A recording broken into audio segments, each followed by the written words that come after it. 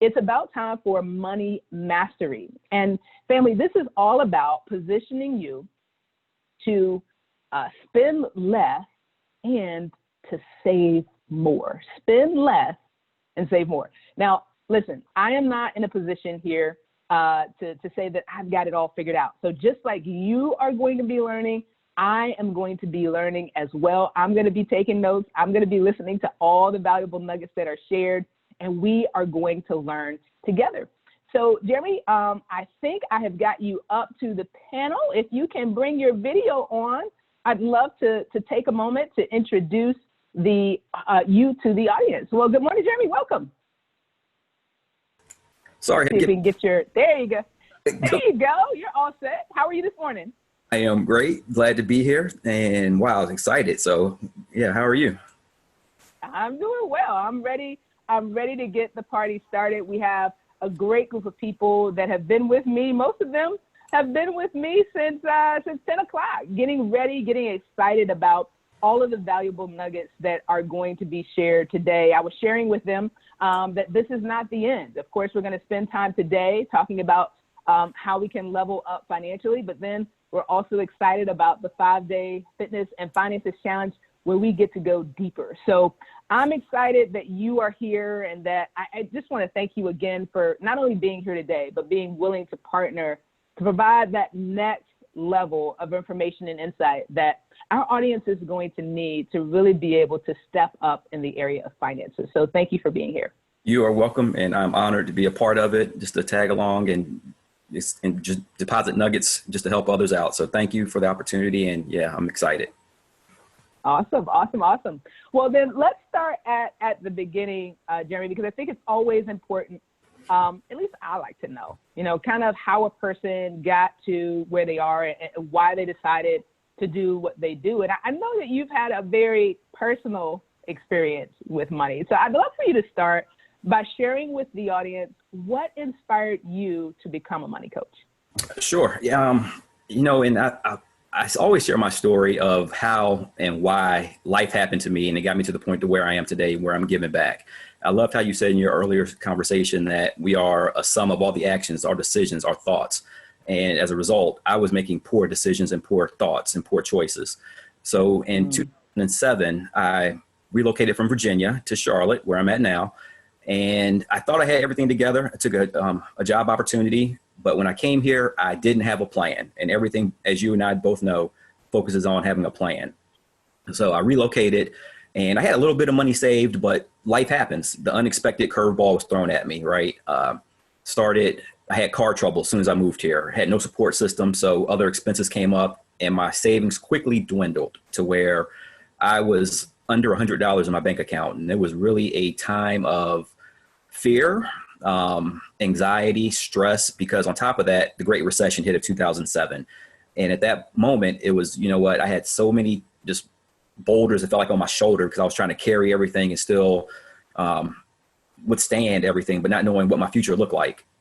Thankfully, praise God, he kept me in my job situation. So I was able to, weather that financial storm from that standpoint. But at that moment, I had an aha moment. It was like, you know what? I need to really get focused on being a wise steward of what God's blessed me with. Because I was making a decent salary, but I had nothing to show for it. So at the point, it was $53,000 in debt. Because my car, like I said, I had car trouble. So I ended up getting a new car when I moved to Charlotte. I had student loan debt that was shackled around my ankle for years, that was just lingering there, that was now due. It kept putting it in forbearance or deferment, and it was time to ante up. And then I had credit card debt. So all these factors, and then the uncertainty of my employment situation. And I really got locked in. I firmly believe in knowledge is out there, success leaves clues. And I just became a voracious reader and absorbed content and started applying the material. And from there, I was able to, in under 3 years, pay off that $53,000 in debt to God's glory with hard work, sweat, and faith. But during the process, I also learned that I had a passion for helping others, for coaching and sitting kneecap to kneecap, because this is information that's not really taught in a lot of households. It's like, learn by trial and error. And as a result, I was able to learn a new passion, something I love to do, give back in this capacity. And that's what I did. So as a result, from doing that, I've since then been able to pay cash for 2 cars. My wife and I, we cash flowed our wedding with no debt. We've taken trips. In fact, we just came back from a little mini vacation yesterday, and we paid cash for that. So all this to say, by having a focus, by having a plan, not taking on new debt, it's definitely doable. And that's why I do what I do. That, in a nutshell, it just gives you so many options in life. So, and that's how I coach people. Yeah, I love what you shared. There were so many valuable nuggets there. You said that you were able to accomplish this with God's help. So I heard faith, but I also heard hard work and sweat. So you didn't just pray for God to solve this problem for you. You actually had to partner with God in bringing about this deliverance. $53,000 worth of debt, right? That's something to be celebrated, family. I mean, what do you think? How do you think it would feel, whatever amount of debt that you currently have on your plate, if you were able to pay that off in full? Student loans seem like they never go away, right? But to actually finally have those student loans behind you, and to be able to listen, what I love about Jerry's story is he's not saying I did all of this and then I was never able to enjoy life again. He's talking about buying cars cash. He's talking about taking vacations and not having to worry about a credit card bill coming. He's talking about paying for a wedding, and I was there, beautiful wedding. All of that stuff was paid for in cash, right? So that's the type of lifestyle that when we are focused on these tips, these money mastery tips that Jeremy's going to share with us today, that's the type of lifestyle that we can have. I love that word, Shirley, liberating, because, and that was a key word that Jeremy used, is options, right? When we are shackled financially, we have so many less options because we feel like we have to stay in this certain job. We feel like we can't make changes. We can't follow the dreams that God has placed in our heart. We can't do this. We can't do that. So one of the things that I have learned as it relates to health and wellness, but here's what I'll tell you, it applies to every area of life, is boundaries create freedom. When I create some boundaries in my life and say, it's okay to go here, but not here, it sounds like, oh my gosh, well, I gotta be, so strict. But it creates a level of freedom, right? Because then you're not worried about what's going to happen here. You've done all you can do, and if something unexpected happens, but you have the confidence, you have the clear conscience that, Lord, I have done all that I can do here, so I'm asking you to step in. But when you don't know that you've done all you can do, right, then it becomes really, really challenging. Sometimes we have to walk out. We have to live through the consequences of those decisions. But I'm so thankful for your testimony. I hope that Angela Golden Handcuffs, I hope that story is empowering and liberating for some other people. No matter where you are in your finances right now, things can change. So, Jeremy, I'd love to hear from your perspective. Why is this important to do now? I think it's easy to think that there's a perfect time to start making these decisions. And we could even rationalize a way that maybe now is not the time because of everything that's going on. From your perspective, seeing what you've seen and knowing what you've known, why is now a great time to get refocused on spending less and saving more? I feel like there are a few factors at play. For starters, it's the lack of the money and the money knowledge and the practical steps to take, right? People perish from lack of knowledge. I was there, didn't know, and as a result, that was one of the key things that held me back. And I think many people, when I work with them, when I coach with them, they have the same things. Like, I want to, I'm eager to, but how do you do it? I thought that I was making a decent salary, that I was supposed to live up to the Joneses, like what other people expected, having the nice stuff. Not saying that it's, to your point, I like nice stuff, but I was letting it control me versus me controlling it, right? At the end of the day, I was blowing my money on frivolous things and had nothing to show for it at the end of the day. And all those things right there did not increase my bottom line, did not increase my net worth. In fact, it was taking me further behind the 8 ball instead of moving me towards my goals. Conversations are really needed to have these real open, like what you're doing right here, to share these kind of nuggets. And I think the more people hear this information, the more they can start applying it. So especially nowadays, it's really imperative to have these conversations, put it to the forefront, and then start taking practical steps to improve it. So that's the first thing I would say, is lack of knowledge. Second, once again, I think society plays a huge factor, that whole YOLO mentality. I deserve it. we live in this microwave society where we want everything now. And one of the key things I wanted to share from my initial conversation was that it took me almost 3 years to get to that point. It was a process. It didn't happen overnight, but then on the other side of it, there's the freedom. So I think those things kind of, the fact that the discipline aspect that is required, right? But the success on the other end is so worth it. We don't want to go through the discipline, but we want what's on the other side of it, is what I've learned. And I think that's one of the reasons why it kind of trips people up a little bit. And then finally, once again, the mindset that I can't afford it. I have other competing priorities. There's life, there's mortgage, there's the rent, there's children's activities. And people feel like, I don't have the opportunity or the means to take that step out there and increase my savings and decrease spending. But the fact is, unless you do that, you're going to constantly be in a position of living paycheck to paycheck. It's going to increase the chances of falling further behind. So now is the time to really take actionable steps, not only absorb this information, but then apply it. And that's when you'll see the transformation is in the actual doing. Because once again, as you thinketh, that's transformative right there. That's where you start to see the real needle move in your situation. Yeah, I love that. And I'm so glad that you shared. I think I knew that, but we didn't specifically stress that point, that it took 3 years, right? So that also means that the longer that we wait to get started, the longer it's going to take for us to get out, right? So now is the time to get started, because it is going to be a process of, depending upon how much we have on our plates, to actually see that transformation. But the sooner that we get started, the sooner that we can get to the other side that you talked about and experience that financial freedom that we seek. So you've talked a lot about, some of the societal pressures, feeling like you needed to lead a certain type of lifestyle.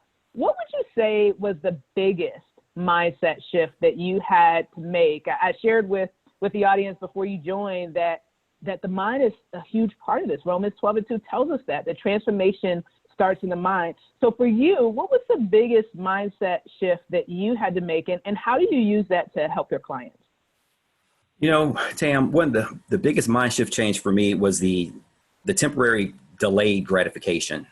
That right there was huge for me, because saying the word no, it stung a little bit, because I felt as if, I work hard, I should be able to, right? So I empathize when people say that, because I was there. But having that mind shift change, and then also just being honest, you have to have a why statement. Whenever I work with clients, it's like, what is your why? For me personally, my why at the beginning was the fear factor. It was the fear of being in a new city, not knowing anyone, losing my job, being destitute on the street. I didn't want that. That would have been humiliating for me. So that was, for me, the first thing that really motivated me. Now that I have a family, I have a wife and a daughter, a special needs daughter, it's now my why is making sure that they are taken care of. Going back to the legacy that you talked about earlier, it's like, being in a position to ensure that my girls are taken care of, but then being a blessing to others as well. So really, I always challenge the clients that I work with, what is your why? It's different for everybody.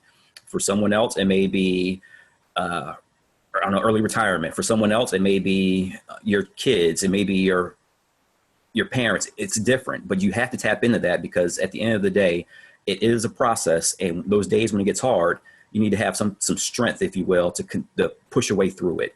So the mind shift change is huge. And it all starts because we are programmed to be spenders. We're programmed to be consumers. And until you flip that switch and say, no, I'm going to think about my household first and then everything else secondary, that's the only way you're going to really move that needle from that perspective. So I would definitely say mindset is huge. It's imperative, and it's something I strongly encourage. Get that why, tap into it. What is your reason for wanting to be on this journey? Put it in a place where you constantly see it. If you go into my bathroom mirror right now, I have why statements everywhere. And that's my daily reminder of why I push forward. Those days when I'm tired, I don't feel like getting up, why am I doing it? And that's why I do that. Yeah, I love that. And we have that in common. For my clients, I challenge them as well when they're working on health and fitness, get a clear vision of why, because you're so right? It's always a battle between what feels good right now and what's going to be best for me long term. Right now, I want the cupcake. The cupcake looks good. I haven't had a cupcake.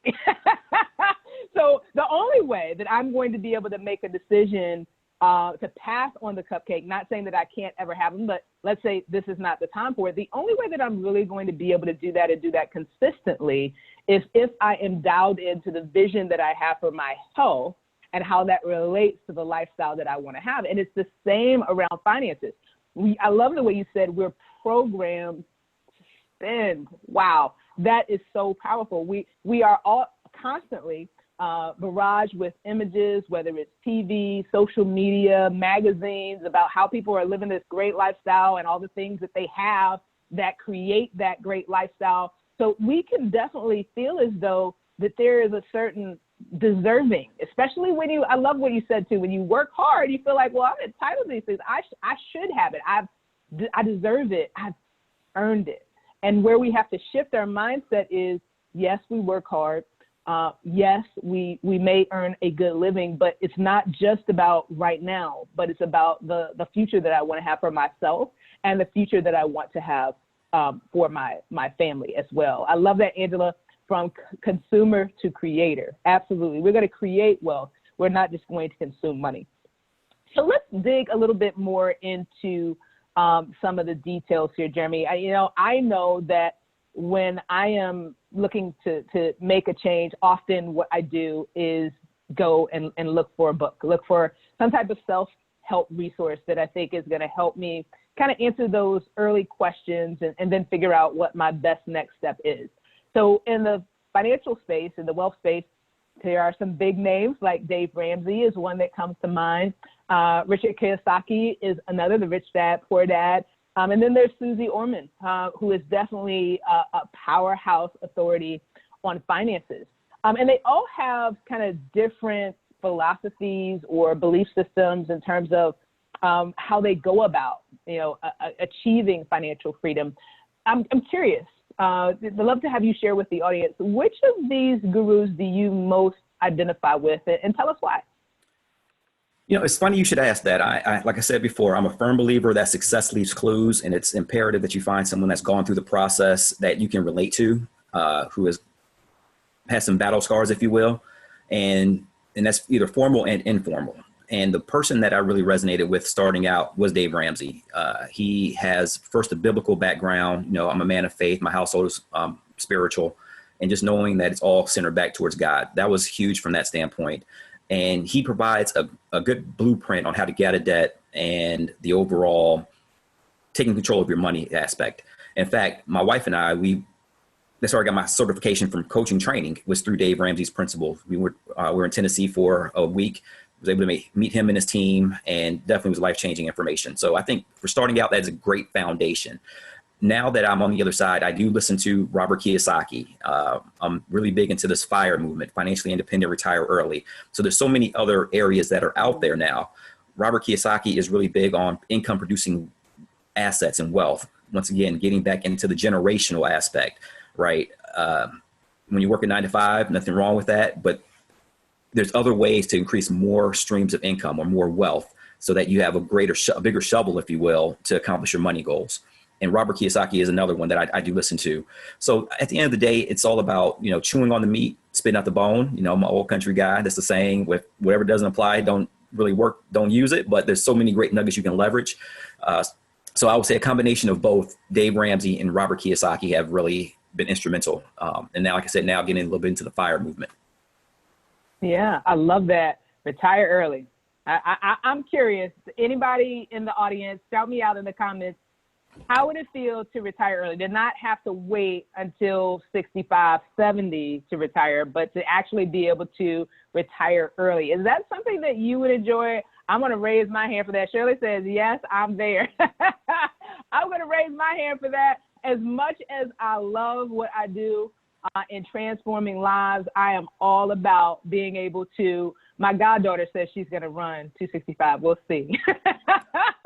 But I'm all about being able to have a little more time freedom. So that is something, Charlene says, heavenly, that is something that we can all aspire to if we make the decisions that we need to make now. It's not going to be enough to to get to the a couple of years before the age that we want to retire and then try to work a miracle. We need to be doing the work now to facilitate that. So Dave Ramsey, Richard Kiyosaki, love them both. They all have great nuggets to share. And what I noticed when I kind of study each of these powerhouse financial gurus is that although the details of how they coach varies, they all have one thing in common. All of them advocate giving. And I know that that's something as a man of faith that is important to you as well. So I'd love for you to share your perspective with the audience. When we talk about spending less and saving more, there could be some questions, some hesitation about where does giving fit into this? What are your thoughts? What's your philosophy on that? Yeah, I definitely believe that giving is huge, right? At the end of the day, everything belongs back to God. We're only stewards of it, and when it comes down to it. And as a man of faith, as you said, I need to either believe what I read or not. And it's, I strongly believe in Malachi 3:10, where it says, test me in this, see if I won't open up the windows of heaven and pour you out a blessing that you won't have room to receive it, right? And I can testify that during the journey, there were times where, yes, I questioned, like, God, I could get out of this so much quicker if I kept a little bit more in my pocket versus giving it. But at the end of the day, the peace of mind, knowing that I'm being obedient to God. Second, knowing that he provided in ways where I was going to work and people were getting let go, I still kept my job for whatever reason. So it's bigger than just money monetarily. It's holistically how God covers you. So you can't outgive God at the end of the day. So I definitely strongly encourage that. I also think that giving takes the focus off of the individual and it puts it on others, outward focused. I loved how you said you want to give away $1 million. Like, how many lives can be transformed as a result of that? You just you inspired me by saying that. So thank you for sharing that, Tam. That reassess my giving. But in this time that we're in, so many people are hurting. I mean, how much of a blessing could it be to put gas in somebody's tank or buying groceries? Just show some love. We're the light. And that's how we can physically do that. Leaving a bigger tip, little things like that can go a long way. You never know what the other person's going through, how you could be the only Jesus they see in that day. So that's why I think giving is huge. And then finally, I always share when it comes to this, when I coach clients, that God gives you $1. All he's asking for is a dime of that dollar back. So it's 90 cents. If you're struggling managing the 90 cents, then it's a bigger issue than the giving at the end of the day. So you have to really reassess your spending in your current financial situation, because 90 cents out of $1, I think you can make it off of that. So I say all that to say that giving is critical. It's imperative just to, give back, to help out, like you said, legacy type movements, so that after we're gone, our mark still stands. And you can't outgive God. I love that. And I wonder if anyone in the audience has experienced that. I'd love for you to shout that out in the comments. I can say that I personally have experienced that as well. And I think if we're honest, everybody is a person of faith until it's tested, right? It's so much easier to say, this is what I believe, this is what I'm about. But when you're in those critical moments where it's like, I've got a choice between doing this and doing this, it is so easy to make the decision that seems right, that would seem logical. And I love how you were transparent in saying that, hey, I could probably be out of this situation faster if I didn't give. But then you illustrated the point that it's bigger than the money. And I can say personally that, I know that there have been times where I have not followed through on my commitment and it was gone anyway. But because what also Malachi 3:10 says is that he will rebuke the devourer for your sake, right? So if you try to hold on to that money, you may not have that protection that you would normally have if you had sowed that seed, if you had given. And so then it ends up being gone. So you're no further ahead. We can think that we're going to be further ahead by holding on to it, but we also are taking away that opportunity, that hedge of protection away from us, and we're just relying on grace. So what I have learned is I would rather put my confidence in God and give him his 10%, and trust that he will step in and do whatever he needs to do to ensure that everything else is taken care of. And it is truly a faith walk. I'm sure it is. for some others as well, it's a faith walk. But God honors his word. He said, test me in this and watch me do it. And he has done it so many times. So he says it can be challenging, but God has indeed been faithful. I've never had, Andrew, I love that. I've never had a regret about giving. So we want to challenge you. If this is an area that you've struggled with, or maybe you've had a step back in, trust God with your finances. I can personally attest that it is key to transformation. When you trust God, he will show himself faithful to you. Well, Jimmy, let's talk a little bit more about what it really takes to transform in the area of finances. Your website, easymoneytips.com, provides tons. Family, if you haven't already, I want you to check it out. I'm going to put it in the comments in just a little bit. Tons of information about how to get on track financially. And one of the things that you highly recommend is paying yourself first. Paying yourself first. Talk to us about what it means to pay yourself first, and what are some of the benefits when you shift to that type of lifestyle? Yeah, it's, for starters, the concept pay yourself first. It's the golden rule of money.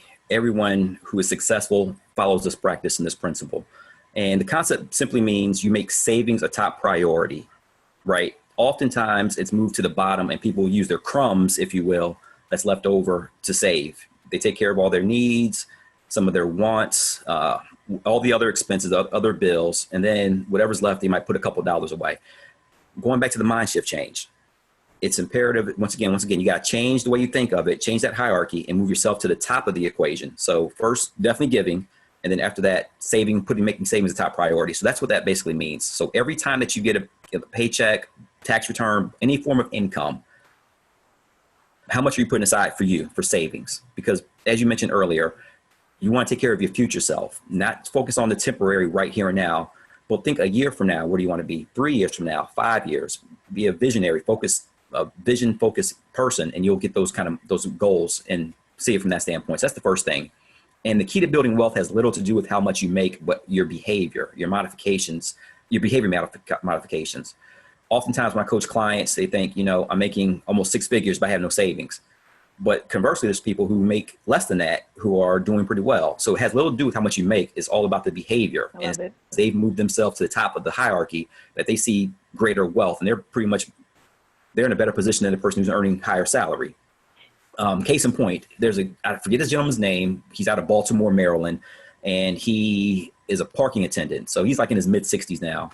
And over the course of his life, he never made more than $25,000, right? He stayed out of debt.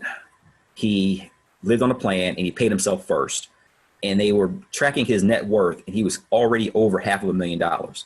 So just imagine, it took time, but now he's in a position to where he has wealth versus a paycheck. There's a difference, right? Some people I've coached have a nice salary, but they have no wealth.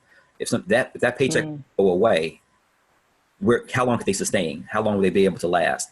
So the key is you want generational wealth. Start building so that you have not only for yourself, but for your kids and their kids, right? At the end of the day.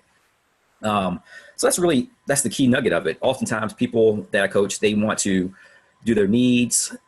And I'm like, you know what, even if you take care of all your needs and everything else, at least I don't care if it's just $10 aside starting out, start the behavior, but do something where you move yourself to the front of that and get the practice in place. And then from there, as things free up, then start to increase more to the savings. But if you don't move yourself to the front of that hierarchy, you'll never get out of the cycle. You'll constantly be in that rat race, if you will. So paying yourself, it's critical. And once again, it's that mind shift change. Just moving from that I'm secondary to, put myself first. When you get on the airplane, they say, put your own air mask on and then help others. Same thing holds true for your finances. Yeah, I love that. And I love the way you said, no matter, it's not so much about how much you make, right? Mm-hmm. So someone can make 6 figures and they still not going to have anything to show for it because it's all spent at the end of the day. And then I love that story, $25,000 a year, which nothing wrong with that salary, but I think many would say that's a fairly modest salary, but they have been able to accumulate wealth. So we've got to shift how we think about money and how we spend our money and putting ourselves first, even if it's only $10. I love that. So don't let it be, well, I don't have $100 or I don't have $50 to put aside, so I'm not going to put aside anything. Even, I'll even say, if it's $5, it's still $5, because then over time, it will grow. And when something comes up, you can pull from that rather than having to put it on a credit card, right? So it's all about putting yourself in a position where you can withstand some of those financial challenges that come up. Now, I know, Jeremy, from personal experience as well, that sometimes you can have these great intentions of things you want to do. You hear this and you're like, okay, to myself, yeah, I'm going to start saving. I'm going to start putting money aside. But sometimes there's a gap between intentions and execution. So what do you recommend to your clients to make sure that they're actually able to stick to this principle of paying themselves first? Yeah, that's an area where a lot of people, myself included, struggled. And for me, I'm all about automation at the end of the day. Automate it, set it up, and then forget about it. Then it's automatically it's being done, and you remove the fail aspect of it out, because now it's going to be done each time you get paid or each month, however you set it up. So I would strongly encourage you contact your bank, your financial institution, and say, you know what, every paycheck or once a month, whatever you determine, I want to put X amount into my savings account. So when it goes in, once your direct deposit hits your account, your checking account, it automatically goes into that savings. So that's one thing, just automate everything. If you're currently taking advantage of your 401k or IRA, you're already doing pay yourself first, because it's coming out before you get your income. So think of it from that standpoint as well. So doing that is also helping you from your future years, your retirement years. And then once again, change that perspective on money, right? And what I mean by that is the money that you keep is actually how much money you've earned for that month, because everything else is going out already. It's already going to someone else's pocket. So what you keep is what you've earned out of all that hard work you did at the job. So once I had that kind of aha moment and realized that, you know what, when I put this money aside, that's mine, I've earned that for this month, that made me really stick to it. And then I started to see that needle move a little bit more. And I was like, I started getting excited. Like, you know what, now I'm here, I've hit this goal. And I made little money goals. Like, how can I get my first 1,000? How can I get my first, 2,000? And just kept building from there. And then once I saw it getting bigger and bigger, it started to snowball. Now I don't even like touching it. It's like I see it and it's like, yes, I did that with God's grace. So it's little things like that just to get you over the hill. I love that. Set a goal, automate it, take the decision-making out of it, make it easy to succeed. Now, I know that tracking spending is also very important. You talked to me about how eye-opening of an experience that is as you work with our clients. Help the audience understand why keeping track of what I'm spending is critically important. Yeah, the reason why that's so critical is because you have to pull your head out of the sand, right? Just giving that aha moment of where your money is going is liberating, and it shows you where you have gaps and where you're possibly falling short, right? It is a tedious task initially, but the more you do it, the easier it gets. And I always, clients that I work with, I have them do this exercise to really see where they're at, where their money's going. So I say that to say, I'm working with a gentleman now, and he's spending, he was eating out 2 times a week. Well, 2 times a day, 6 times a week. And I wrote the numbers down. So that's $120 a week. Once he started to track that, he was like, wow. But then we took it a step further. That's $480 a month, which is $5,700 annually. He wouldn't have realized that unless he tracked how much he was spending daily and actually saw, wow, I'm literally eating this money away in a nutshell. And let's be honest. I mean, a drastic change you can receive resistance when it's like a drastic change. I'm not going to say stop eating out altogether. We made a compromise, right? So now he only eats out 2 times a week. 2 times a week. And that's decreased it from down to $40 a week versus all that going out per day, so from that standpoint. So really getting that true, clear illustration of where your money's going, it just helps you hit your money goals long-term. So just some numbers real quick. Now that he's moved it down to 2 times a day, that's $120 a week versus what he was doing before. And it's just helping him set up to where he can have savings when things come back around. So in a nutshell, just really gives you that clear illustration of where your money's being spent. Yeah. And I will say, especially back in the day, I was notorious from spending a ton of money eating out. So I would challenge you, regardless of where you are financially, I would challenge you to track how much you're spending, even in the midst of this pandemic, because DoorDash still delivers. You can still go through drive-thrus. And I have seen that the restaurants are still cooking with gas, right? So I want to challenge you to track what you are spending and see if you get some aha moments like the gentleman that Jeremy is working with. Let me see what we've got in the comments here. Chanel says, I can testify to the blessing and giving to others. There was a time when God was instructing me to write $100 and $200 checks to people, and I did it. I saw credit card debt wiped out supernaturally, closed on a home in less than 45 days, and salary almost doubled in 16 months. Praise God for that. There is a blessing. We talked about this in Bible study earlier today. There is a blessing in being obedient. Faith plus obedience equals favor. I want you to write that down. Faith plus obedience equals favor. You can believe all you want, but if you don't follow the instructions that God gives you, you're going to be missing out. So, Chanel, I'm so glad that you were willing to be obedient in this moment. What kind of account can you use to help with the self-control so that I don't go back and take it out? That's a great question. Jerry, what do you suggest we do? Because you're right. If it's too accessible, I'm just going to end up going and taking the money back out that I put in there. What do we do? Yeah, because you can die from 1,000 cuts. When you see that money in there and you go to the ATM, that $20 or that fast cash, you'll quickly see it dwindle, right? What I personally recommend and what I encourage my clients, I use an online bank, or I recommend start opening up an account across town, right? Where it's a little bit of an inconvenience to get there. The money is still liquid. You can still access it when you need it, but it's not tied to your primary account, because when it is, you're going to nickel and dime yourself.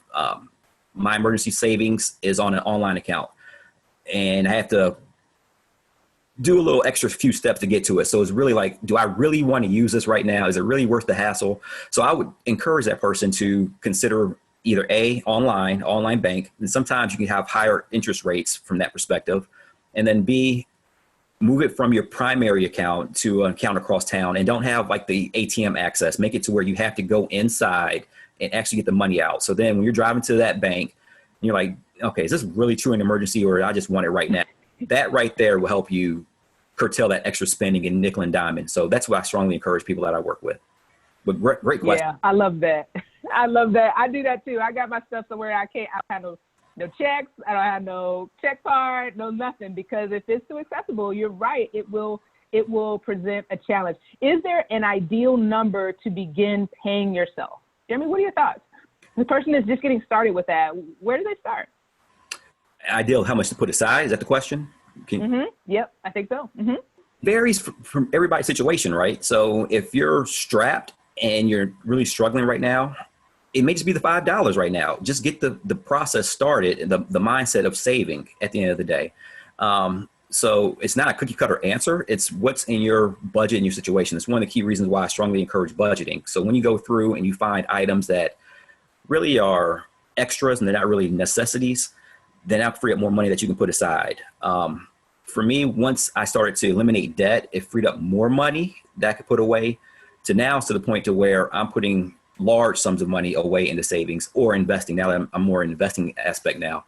But just starting out, I would say start with whatever number that you can find out that's comfortable for your bottom line. So if it's, like I said, $10, do that. But the goal is don't stay there, right? You want to find out in your budget area, and we'll talk about that more over the next week or so, right? Where can you free more cash to make it go to your savings goals? And then once you do that, just put it on autopilot and just keep rocking and rolling with it, and you will see that accumulate. But you have to start. I can't stress that enough. Oftentimes people get paralysis because it's so overwhelming. It's like, I don't want to face this reality. And those are just recipes for disaster at the end of the day. Like I said, even if it's just whatever you can do at the initial start, make that move, and then gradually continue to increase it over time is what I would say for that person.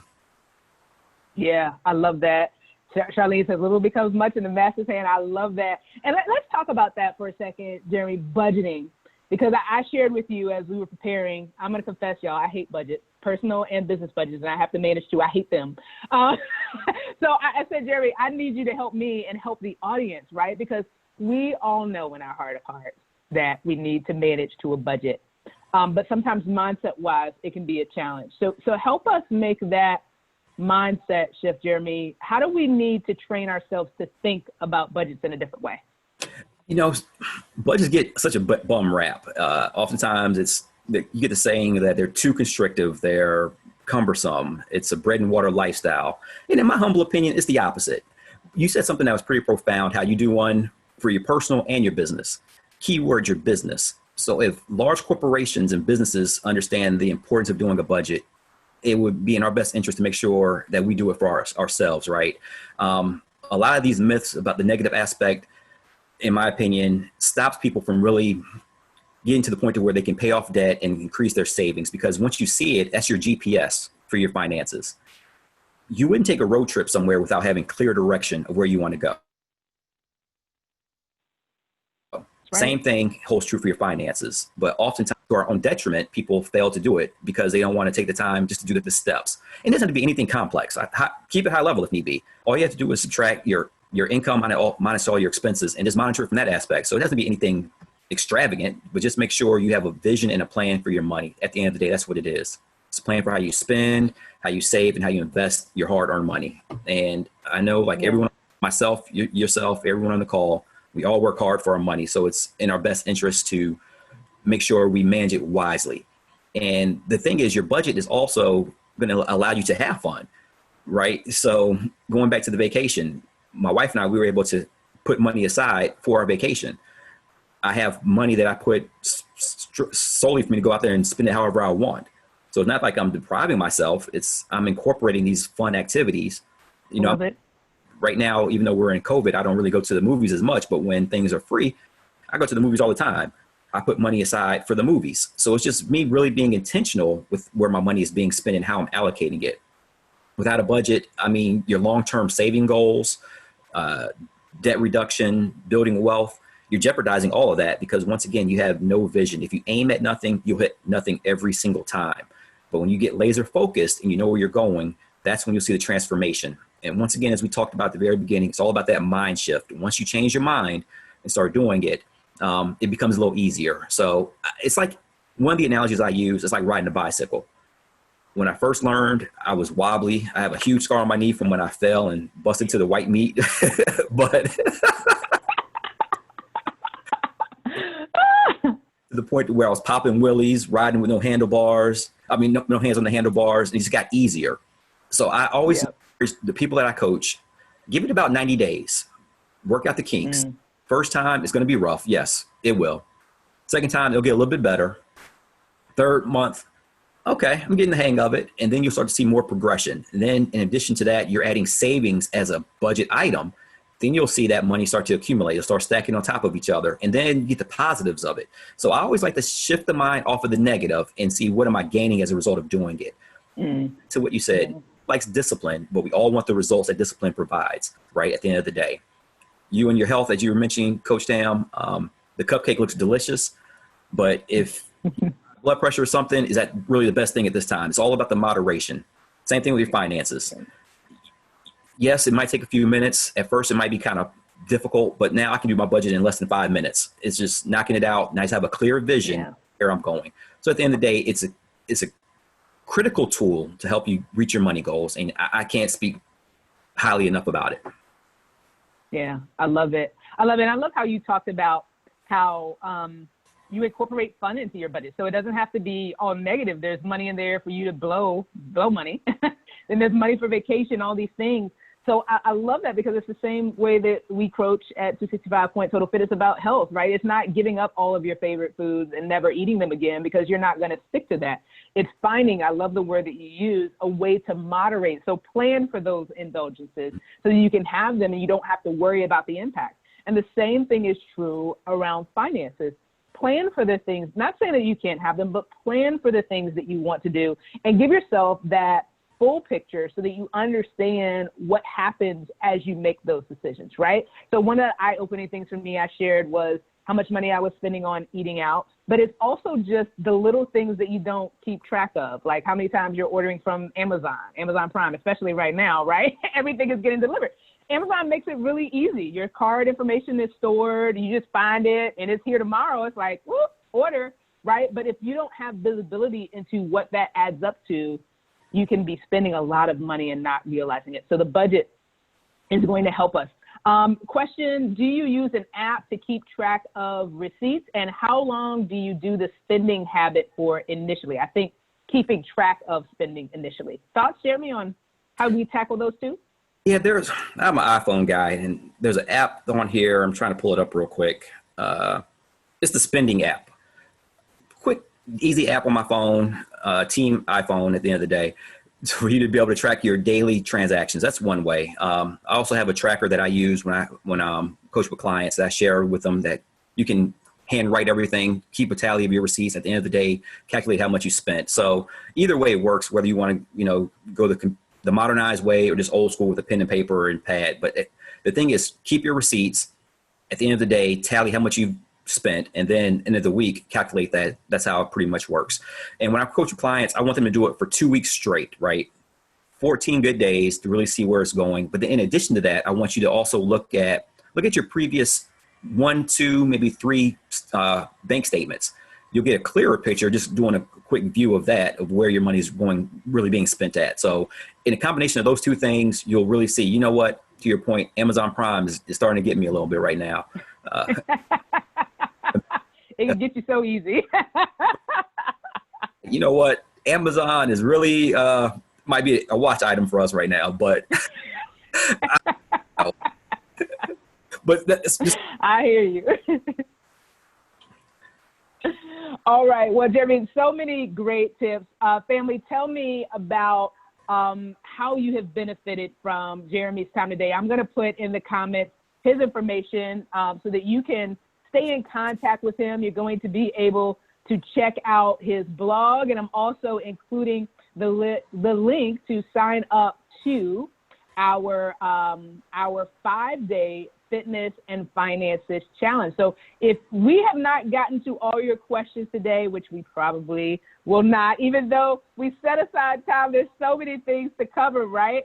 So if we haven't gotten to all your questions, we want you to join us in the 5-day challenge. So you've got Jerry's blog information, you've got the information on the 5-day challenge, then you can go sign up and learn more. But Jeremy, I want to kind of put a bow on this because we've talked about a lot of things today. Sum it up for us. What are the 5 things that you want everyone that has been listening to us today to take away in the area of mastering their money? First, without a shadow of a doubt, your mindset. You have to control what goes on in between your ears, right? So shift your mindset. Your past money decisions do not define you. Today is a new day. It's a new starting point. So start making changes there. So reprogram your mind. Start with positive affirmations that, you know what, I am a lender, not a borrower. Positive things that are going to reinforce the direction that you're going. Do not beat yourself up in this environment, and know that, you know what, we learn and keep moving just continue to progress forward. So I'll say that, and that there's power in the tongue. So speak life. So that's the first thing. Shift your mindset. Second, giving. Incorporate giving. I think it helps. First, like I said, you can't outgive God. Everything we own belongs to him. But then secondly, we're just giving back and helping out and being a truer blessing, because it's bigger than us at the end of the day, right? It's the world that we're living in. We need more love right now than all the negativity being constantly receiving via the news. So that's the second thing. So give, make that a practice that you continue going forward. Pay yourself first is the third thing. Move yourself to the top of that hierarchy. Stop moving yourself to the bottom and giving yourself the crumbs. Be more intentional about saying, you know what, I'm going to save this, and then readjust all your spending below that. That's how you'll see the needle truly moves. Pay yourself first. It's the golden rule of finances.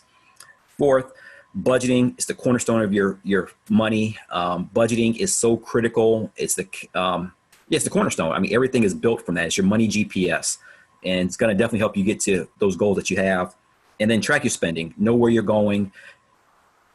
People spend large amounts of money on small things, and by having clear line of sight of where you're spending, it will definitely help you accomplish what you're trying to achieve with your finances. But at the end of the day, stealing from your last webinar, do it now. Take action. And doing that, you will definitely be further ahead a year from now than today. So those are 5 things I would want somebody to walk away with.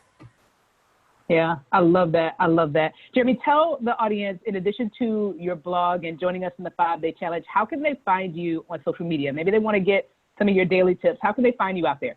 Yes, love for you to join me. I'm primarily right now on Instagram. My handle is EZ, the letter E, the letter Z, money tips underscore by underscore Jerry. So follow me. I provide motivation. I provide financial nuggets. You can even see my family and I as we do life together. So a lot of nothing but upbeat positivity, especially what I think we need more in this world. And that's the primary way right now. So definitely send that, stay connected. You can also go to my website, easymoneytips.com, and get connected that way as well. But love for you to join and continue to follow. Awesome, awesome, awesome. Well, the good news is that this is not done. You and I will continue in the 5-day challenge, and we'll go deeper. We're going to talk more about budgeting. We're going to talk about how we stay on track. Chanel, I saw your question, so I'm going to ask Jeremy this one last question before we go. And Charlene, way to go. We're going to return to practicing doing what you know, because a lot of this is things that we know. We just need to get back to it. So in that vein, before you go, Jerry, Chanel says, have you ever regressed? If so, what did you put in place to prevent it from happening again? Did I ever regress, you said? Did you ever regress in terms of sticking to your financial plan? No regrets. It's been nothing but positive. I mean, there's been challenges. There've been uphill battles. I'm not sure if I'm answering their question, but at the end of the day, once I make my mind up and I move forward, nothing's going to change me from that aspect, right? It's like I'm going faith forward at the end of the day. There were times where I did hit hurdles and hiccups. I think that's anything in life is whenever you make the declaration that, you know what, I'm going to get my finances in order, the enemy's going to try you. You're going to go out and you're going to have a flat tire. Your water heater is going to break. Something will happen. But I think that's really a test to see how bad you really want it at the end of the day. And that's one of the reasons why I strongly encourage you to have a strong enough why. Because when you have your why, all of that's just water under the bridge. You're like, you know what? I serve a bigger God, and I'm gonna keep pressing forward. I have that mindset. I have that mental fortitude that all things work together for good at the end of the day. And I have no regrets. And it took me long. I guess my biggest regret is I wish I would have started sooner. But now that I'm on this, it's like, you know what? What I don't know, I don't know. But now that I know, I do better. And I'm moving forward, and I'm trying to pull as many people along as possible, because it's so liberating when you don't have to worry about paying a bill because, you know, money's tight or whatever that situation is. It's just so liberating to know that I have options now. I know my daughter, we're in a position where we're not struggling financially, praise God. But those are the things that truly stand out for me. And I will say for anybody, just take the step and take action. Yeah, take action, take action. And if you run into a speed bump along the way, the journey is never perfect. We're all going to have, as you described, those setbacks, those things that happen to us. And the advice is the same regardless of what the goal is. If you get off track, get back on track ASAP and keep going. God's grace is sufficient. He can get us through whatever we face. Did you want to add one more thing? Yeah, I definitely agree with what you're saying. And there's a picture of success, right? Most people think it's a straight line, straight up like this. In actuality, success is up, down, jagged edges. Yes, Lord. Yeah, it's jagged. There's no straight line to it. So just know that you will be challenged, but you will get there. Just keep taking faith steps forward. Absolutely. Well, Jerry, thank you for joining us today. Family, give it up for Jerry and for all of the great nuggets and information that he shared. Be sure to follow him on Instagram, check out his blog, and if you haven't already, join us in the 5-day challenge where we're going to go deeper. Jerry, enjoy the rest of your day. We'll maybe see you a little bit later in our time, but thank you so much for sharing all the valuable nuggets. Thank you. Have a good one. All right. Catch you later. Bye.